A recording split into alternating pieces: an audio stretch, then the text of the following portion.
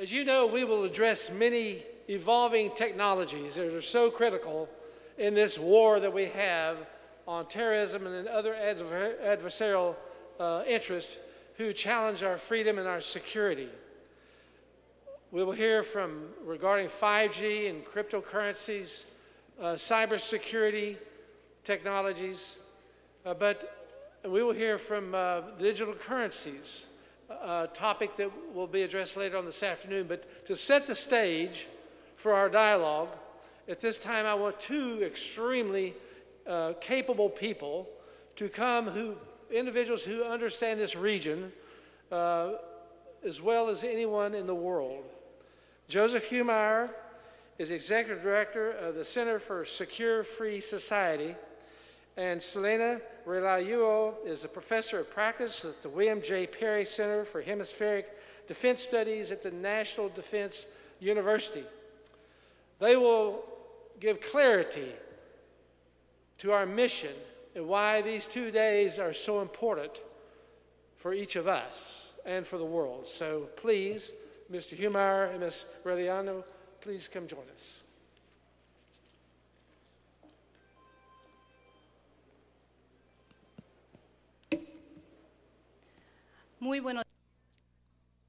Good day, everyone.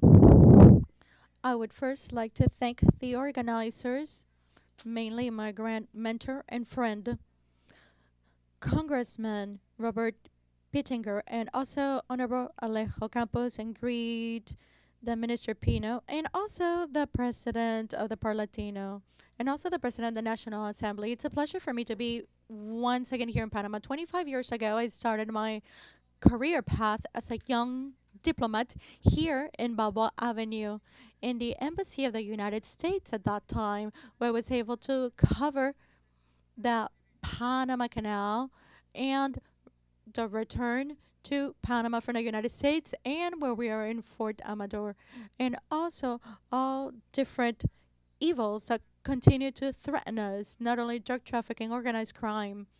So this is why we're here today in regards to money laundering. Today, I will share with you my latest research in regards to the impact of the pandemic in regards to transnational organized crime. I am about to publish a study in the next 10 days. I would like to share with you some slides to talk about our current environment for this very important parliamentary forum.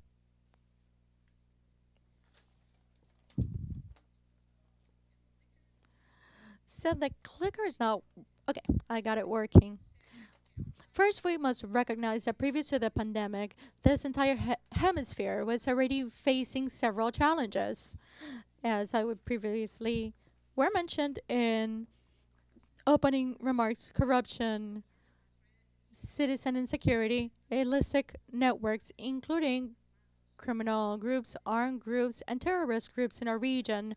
But we must also talk about the fact that Latin America and the Caribbean continue to be one of the regions of the world that has been impacted by inequality, which contributes to the lack of security in the entire hemisphere. We should also talk about the fact that we've had a lot of natural disasters, which is something that we suffer every year. And this is why we would like to highlight that without international cooperation, we would not be able to overcome all these challenges.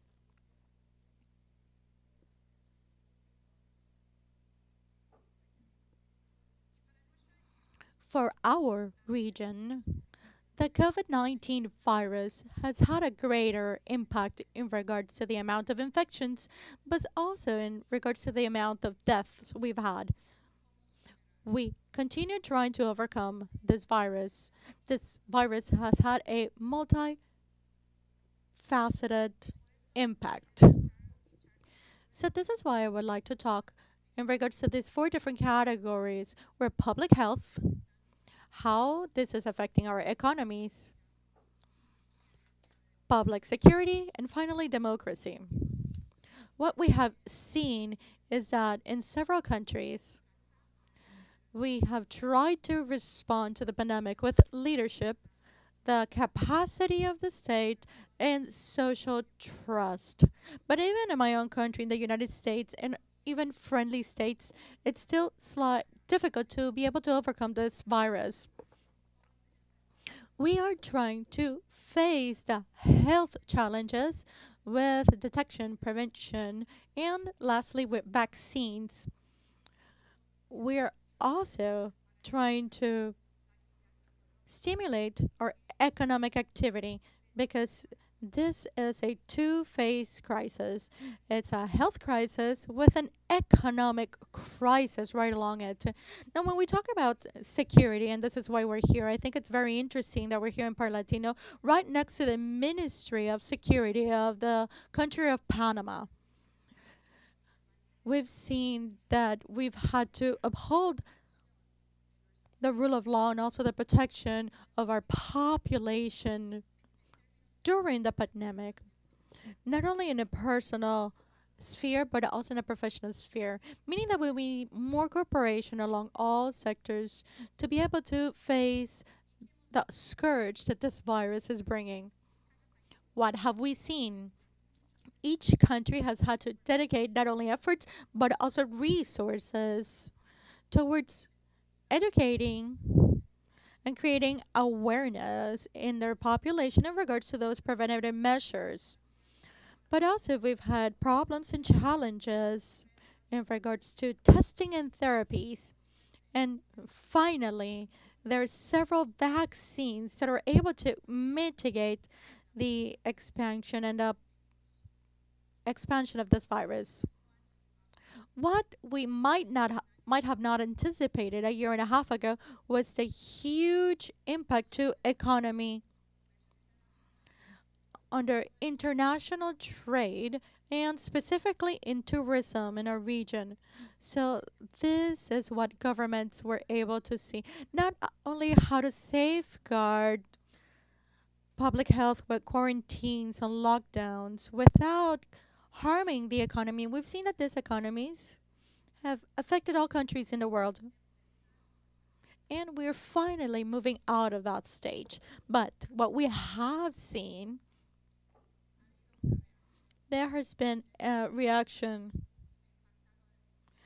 and the impact of democracy due to lockdowns.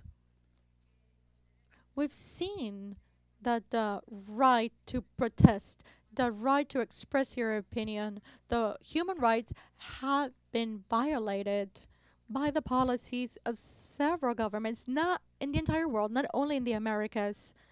This has had an impact in public security of our countries. Here I've chosen two pictures. I travel throughout the entire region a lot, right in front of the Sheraton Hotel in Lima, where my team and myself were staying. You can see members of the Peruvian army maintaining and upholding the lockdown for Lima, Peru. And right next to it, we have Colombian police with in the border with Cucuta, right at the border. And you can see the flow of those Venezuelan people that are trying to leave the Venezuelan regime under Maduro. What do we mean is that security forces, including armed forces, National Guard, and they've all had their traditional role. But aside from that, they're providing many services to be able to respond to the pandemic. So it's also a distraction in the fight against criminal groups. These groups are now taking advantage of being dedicated and obsessed with the pandemic. For more than 30 years, we have been now undergoing the globalization phenomenon where we are able to take advantage of products, information, access, and the capacity of traveling in an effective, cheaper, and faster manner. But in the meanwhile, illegal actors, terrorists, and their facilitators and criminal groups, especially those that launder the assets, have taken advantage of the interconnected world And right now, they're still doing this despite the pandemic. We have also seen that criminal groups were affected or impacted, maybe in the first 2, 3, or even first 4 months of the pandemic, but they've been able to adapt very quickly, a lot faster than the governments themselves that face fighting these groups. We've also seen that in the case of drug trafficking, which is something that has been global, now cocaine that is with a destination of European and Asian markets, and since the consumption in North America has decreased, now we are consuming more synthetic drugs, and this is why cocaine is moving away from this hemisphere. And we've seen that diversification, not only of the consumption, but drug trafficking. This is very important, specifically with the development of synthetic drugs like methamphetamines and opioids. In the case of the United States, where we've lost 90,000 citizens due to overdoses of fentanyl, and it's because these drugs can be produced far away from, cocaine and from poppy. And this is why the fight against drug trafficking has become complicated now. At the same time, we've seen some disruptions. That was at the very beginning due to the closure of the borders in regards to the flow of migrants globally. But now, since the countries are opening up their borders once again, we've seen a lot more waves of irregular migration. This is a topic that is daily in the news in the case of the United States, where we are receiving record numbers of irregular migrants that come from every corner of the world, not only of Latin America, but over 100 different countries in the world that want to come into the United States in an illegal manner. We also need to talk about this. You live here in Panama and you understand the frustration and the humanitarian crisis that Venezuelan citizens are suffering. We've seen that Maduro regime, it's finding it very hard to respond to the health and humanitarian needs of its population. Therefore, we should anticipate further irregular migration. But also due to the economic crisis that many countries in Latin America are now undergoing. We would like to highlight and underscore the violence has not decreased. We that analyze security numbers, the number of homicides per 100,000 continues to be the most violent region in the world, our dearest Occidental Hemisphere. We've seen more violence, more greater fights amongst criminal groups to establish territories, to even safeguard and expand their illegal economy. And you know that that violence really affects women and children, and it's something that we need to face. Violence against women, and also its relationship with this transnational organized crime. So this is why we're here in the next today.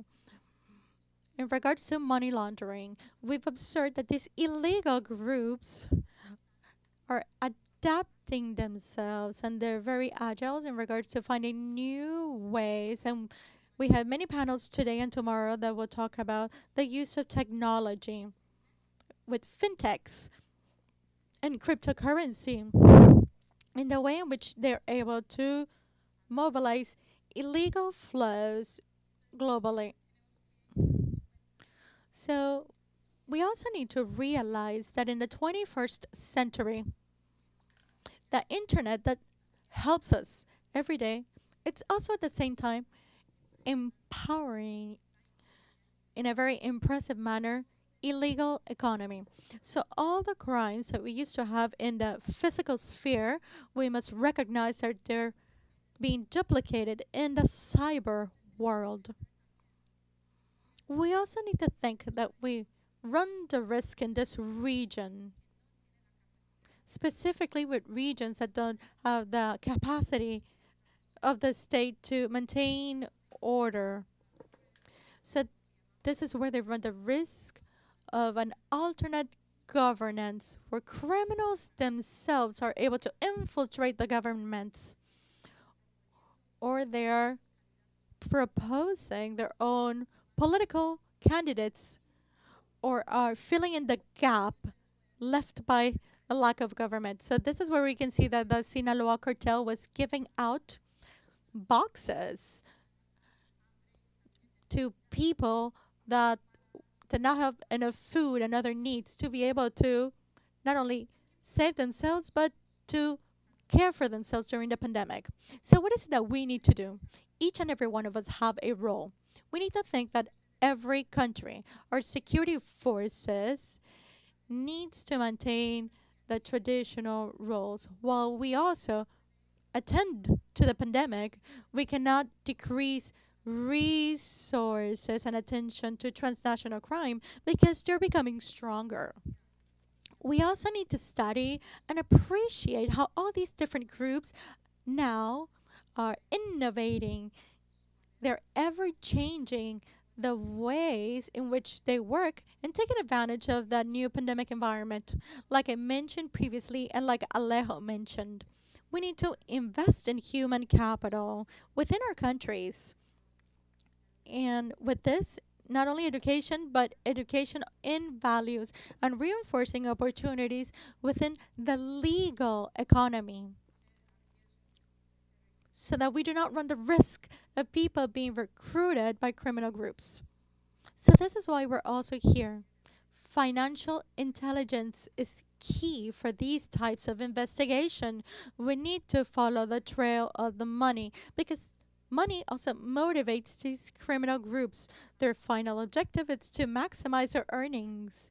So, taking their money with the different measures of asset forfeiture, it's key that each of the countries represented in this forum are able to improve not only our legislation, but rather the implementation of such laws.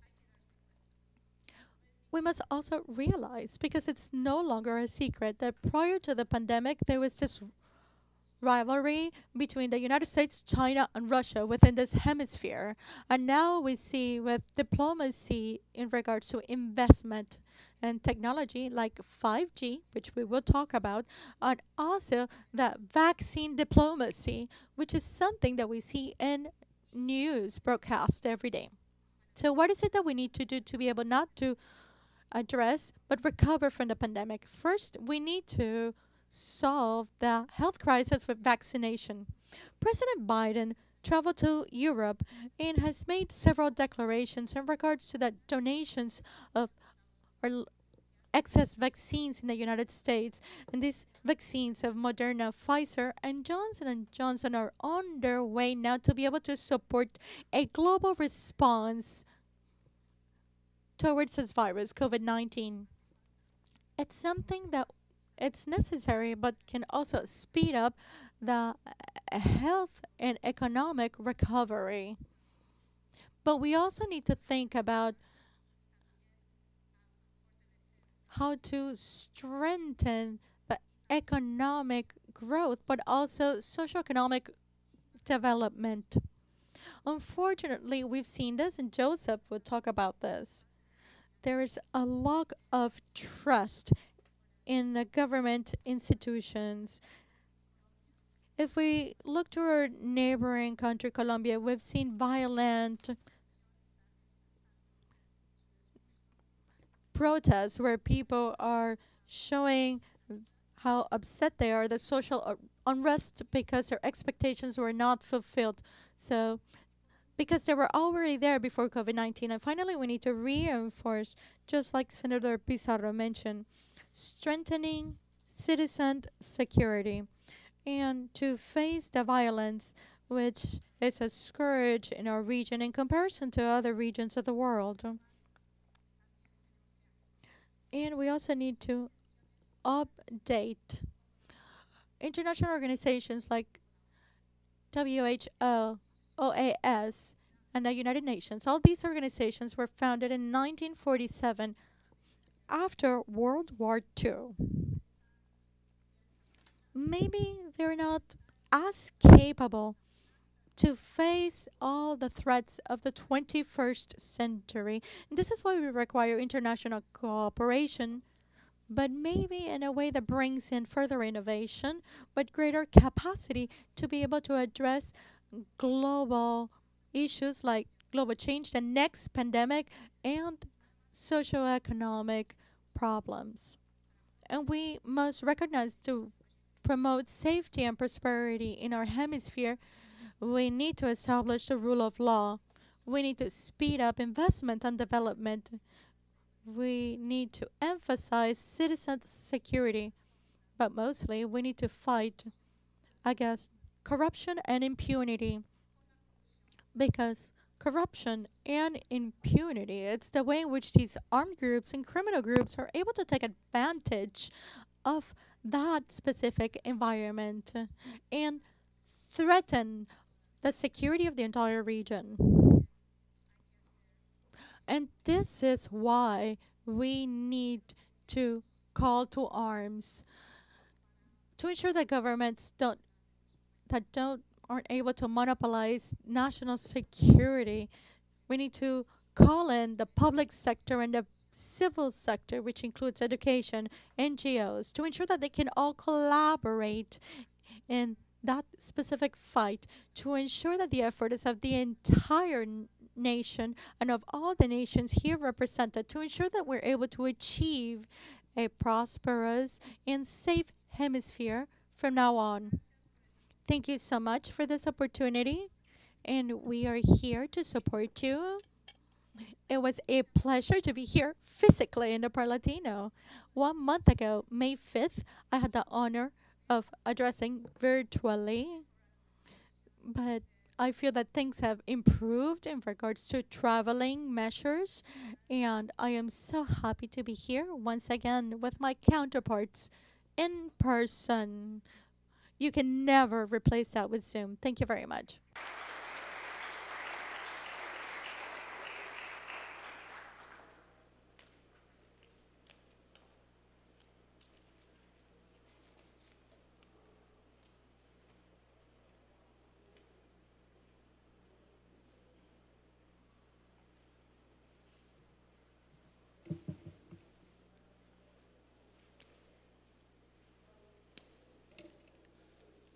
A ver si esto. Bueno, buenos. Good day. Greetings to everyone. Especially, I could not start before thanking everyone, but a dearest colleague and a mentor and a friend, Congressman Robert Bittinger. And it's also a pleasure to be here with Celina Realuyo. Celina is known in Washington as the mother of the fight against money laundering, because she's literally been here for over 20 years fighting in Latin America, and she started her career precisely here in the country of Panama. I think that this is my fourth or fifth time to be able to address the Par Latino in the Intelligence Security Forum with Congressman Robert Pittenger. For those of you that are new to the forum, I can ensure to you that it's one of the best forums in regards to the different connections and the people you get to meet, the conversations, not only what we talk here and with the speakers, but when we're able to, talk backstage, we've been able to achieve so many practical things going back to 2015. So, in my presentation, I'm reviewing the agenda, and I realized that there was a topic that was missing, and we should not forget to talk about this in a security forum in Latin America, and that's the topic of Venezuela. What I want you to understand with Venezuela and what I will be presenting in the next 20 minutes is to understand what Venezuela represents to everything we'll mention in the next 2 days. You've talked about money laundering, illegal financing, cryptocurrencies, transnational and organized crime. Any issue, whatever country you're here from, I'm sure that there is a network, there are entities or individuals that are being supported by the Maduro regime in Venezuela. So this becomes inherently a global issue. Let's start with what is Venezuela. I think that for us, especially those of us that come from the United States, but also everyone that's from the Western world, when we talk about Venezuela, this is what we see, or this is what we think. What we see in a map, the geography, a beautiful country, really, in regards to diversity, ecology, a rich country in regards to natural resources, and a country with a long history of building a democracy, respecting international law, in the concept of the sovereignty of a state, a concept that has been developed by the relationships from the 17th century from the Westphalia Peace Treaty. The question is not what is Venezuela to us in this conversation in regards to illegal networks. But the question is, what does Venezuela mean to you, or rather to our adversaries, or to the Maduro regime, or for transnational organized crime, for international terrorism? When we ask that question, then we have a new map. They're not thinking of the geographical map that we see as the Republic of Venezuela. They see a greater map where even the land of sovereign countries are seen as part of their land, because as going beyond a democratic country, because I think Venezuela lost its democracy many years ago, because Venezuela is no longer a government. It's a multi-dimensional network that works jointly with organized crime. And by extension, when you think of Colombia and the LN, or when you think about drug cartels in Mexico, they feel that it's part of their land, and therefore they feel that they have a presence in other countries. Specifically in Venezuela, and this would be a whole new presentation, but very briefly, I'll talk about the structure in Venezuela, which is made up by the armed forces, the security forces, and organized crime. In my center, we call it the rule of eight. So Venezuela, it's not ruled by the country itself, but by territorial divisions. There are eight divisions in this defense doctrine that are working in eight different types of illegal economy managed by eight different armed groups or organized crime. All of this supported one of the greatest potentials in the world, Russia, China, Iran, Turkey, and Hezbollah,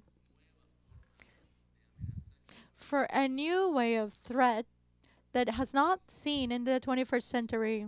So, some history, because it's not only informal change, these are doctrinal changes. In 2008, Hugo Chavez, former president of Venezuela, changed the doctrine of the armed forces in Venezuela, where they no longer thought of defense in regards to upholding the constitution and the sovereignty of the country. The armed forces doctrine changed, where they created an integral doctrine where they're able to control the entire territory. And when they start controlling different territories, their purpose is to expand that territory.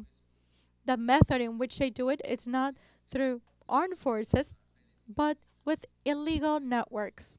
So here you can see that different eight regions, the integral defense region, and they have a commander that defends his region, and each of them combine with a form of illegal economy, whether it's illegal mining, contraband oil, food contraband, drug trafficking, extortion.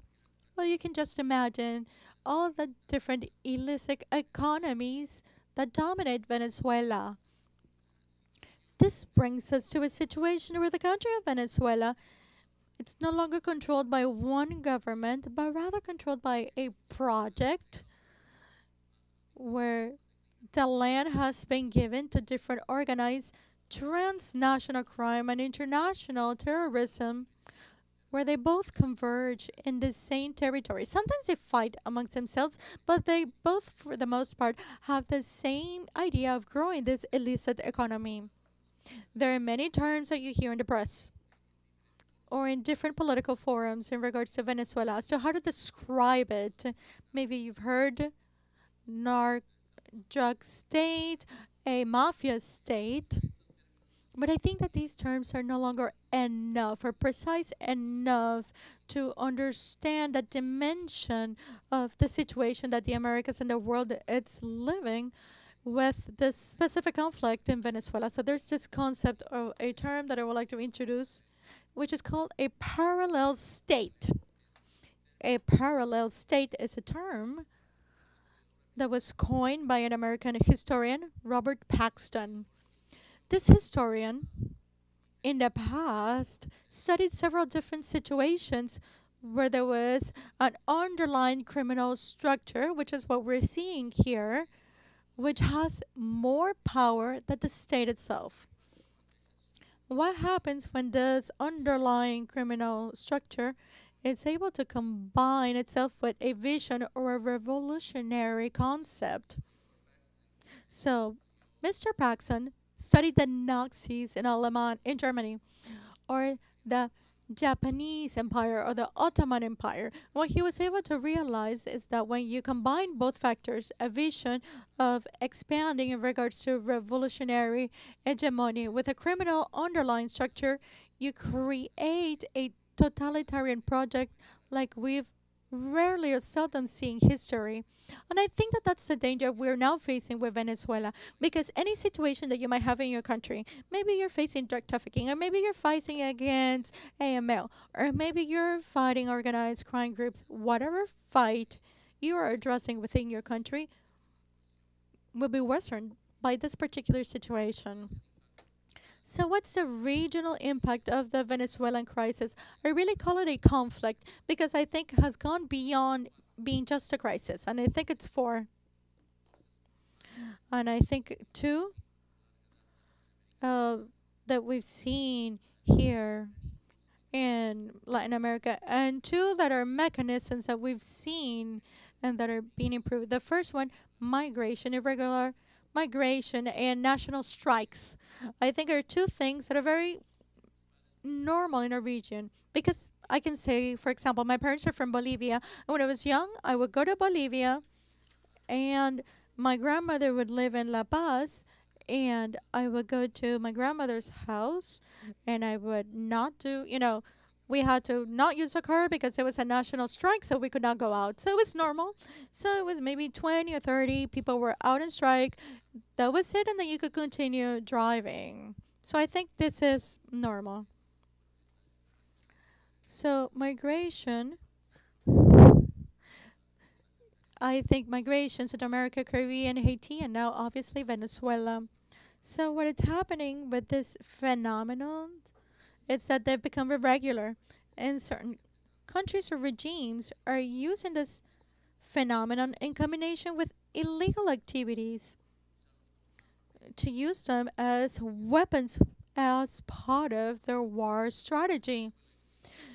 The situation in Venezuela, I asked a friend and colleague in Washington, somebody that works in the Juan Guaido government on behalf of the OAS, David Spolansky, and he allowed me to show some of his slides. He's working on the refugee crisis. What we can see in Venezuela is the number of refugees, 5.5 refugees from 2014. These are movements that we've never seen in the Western Hemisphere in modern times. The level of flow of migration for Venezuela, it's greater than the population of even four or five countries in a map, even greater than the entire population of the country of Panama. Mostly this migration has gone southbound, but the countries of Chile, Peru, Ecuador, and obviously Colombia, they're having more internal problems and no longer have the capacity to be able to receive such large amount of migrants.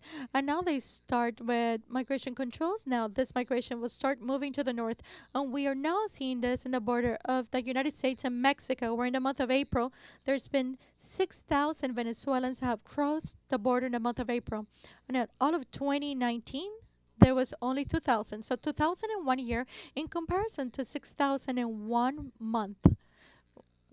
From this is very specifically in 2019, but this migration, it's not only massive, but it's becoming a human trafficking business. This human trafficking business, which is able to move large amounts of money, human smuggling facilitators, which are charging people literally to move them through different parts of the world. And aside from the business, which is sad and should no longer happen in the 21st century. But the regimes that see this forced migration as a way in which they're able to debilitate borders. In the border of Colombia and Venezuela, there's at least three different forms of armed conflict aside from the migration flow. So there is the FARC dissidents against the Venezuelan armed forces in Apure, the bomb from the National Liberation Army in Colombia against the military hub in Cucuta. And about a week ago, also, there was attempted murder to the president of the Republic of Colombia, President Duque, when he was flying over in his helicopter. So I do not exaggerate when I say this. And we've talked this over with Colombia. We no longer exaggerate when we say literally the border, it's being erased. The border between Colombia and Venezuela, where the flows of armed and illegal flows are dominating more of the land than the state itself. So migration is no longer a problem of poverty, socioeconomic issues. Now it's become a huge activity, illegal activity, but also a weapon to debilitate borders of other states. Disinformation. We've seen many protests in Latin America for a very long time, but since 2009 specifically, we've seen a specific way of irregular national protest, where something that would be legitimate to protest, it's now exploded like a time bomb, and it's been able to destabilize countries. This is a study where we've seen the different protests in Chile because due to the increase in public transportation, where they literally burned down institutions and security institutions in the country in Santiago. But the amplification of this protest did not start in the physical arena, but rather in the digital arena. So we saw 7 million digital interactions in a study that I was able to see. Out of the 7 million digital interactions, under 1% of the accounts made 40% of those demonstrations, and more than 70% came from outside the country: Venezuela, Nicaragua, Cuba, and Russia. Those specific notes, green and red, that you're able to see in the screen, meaning critical notes in regards to the digital space, which are able to escalate a legitimate protest to move it into violent demonstrations, which are not were not necessary in that specific arena. We saw it in Colombia, Ecuador, and it's being replicated in all the other countries. I am running out of time, but very briefly, money laundering based on foreign trade, which is trade-based money laundering, where they innovate in new ways where they're able to do money laundering. Venezuela is a huge oil exporter, but with an infrastructure that no longer works properly. It's now being used to huge money laundering schemes, and you can extend this to gold and to other minerals of the coltan family, and many other products and minerals that would be used in legitimate trade, but it's now being used as money laundering with the epicenter of Venezuela. And finally, cryptocurrency. And this is very new in the last year and a year and a half, where Venezuela it's been among the 10 countries in regards to hash rate or hash power.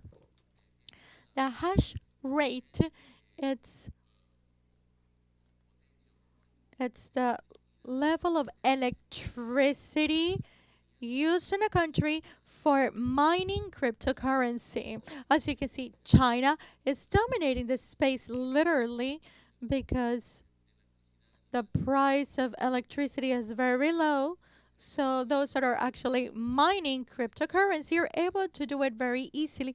Now Venezuela is coming into this game and connecting with its allies, China and Russia, for the beginnings of an alternate monetary system. And if they're able to achieve this, will completely change the game in regards to AML-CFG.